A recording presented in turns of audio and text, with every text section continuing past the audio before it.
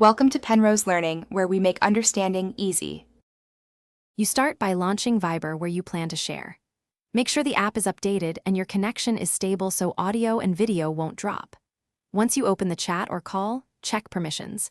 Allow screen recording or screen sharing when prompted. You should also close unrelated apps that might reveal private info. Now, with the call connected or the chat active, locate the screen share icon so you're ready for the next step.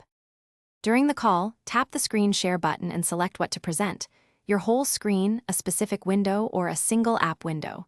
You do this so viewers see only what you intend. Make sure microphone is enabled if you'll narrate, and disable your camera if you prefer privacy.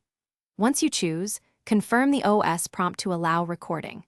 After confirming, give a quick visual check to ensure resolution and orientation look correct for viewers.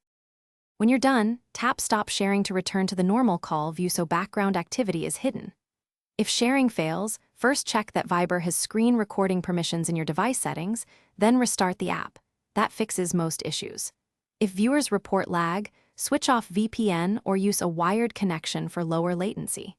Finally, make sure your firewall isn't blocking the service. Adjust settings or temporarily disable it, and then try sharing.